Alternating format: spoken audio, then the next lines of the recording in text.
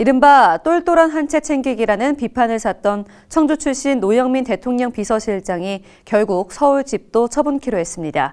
그 후폭풍이 거세지면서 마찬가지로 지역구 대신 서울을 비롯한 수도권에 집을 갖고 있는 도내 단체장들의 행보에 관심이 쏠리고 있습니다. 보도에 김택수 기자입니다. 노영민 대통령 비서실장은 자신의 SNS를 통해 가족의 거주 문제가 해결되는 대로 이달 안에 서울 소재 아파트도 처분키로 했다고 밝혔습니다.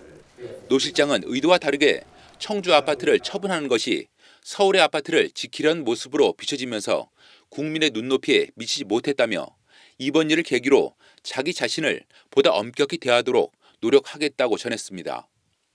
청와대 비서관급 이상 1가구 1주택 권고에 따라 지난 2일 청주집 처분 계획을 밝힌 뒤 엿새 만에 서울 집까지 팔게 된 겁니다.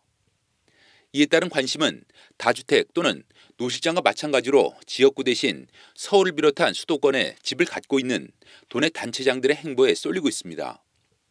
지난해 청주 오송 아파트를 처분하고 서울집 한 채를 갖고 있는 이시종 충북지사와 청주엔 전세, 서울엔 내 집을 소유하고 있는 한범덕 청주시장, 지역구 소유집과 경기도 안양의 집 2채까지 3주택자인 송기섭 진천 군수 등이 대표적입니다.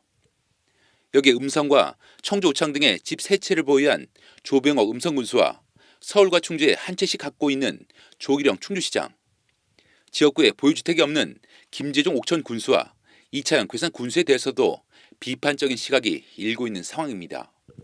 물론 단체장들도 개개인의 사정은 있겠지만은 단체장의 역할이라는 것이 좋은 정책을 펴는 것도 있지만 지역 주민들을 위로하고 또 어루만져주는 것도 정치 지도자로서의 역할이라고 보여지는데 정작 본인은 지역에 거주지가 없다는 것은 지역 주민들을 많은 오해를 살 수 있는 행동이라고 생각됩니다.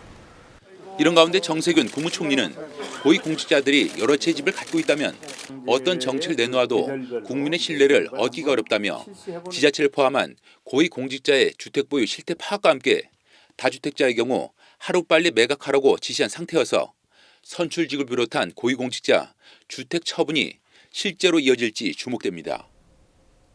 HCN 뉴스 김택수입니다.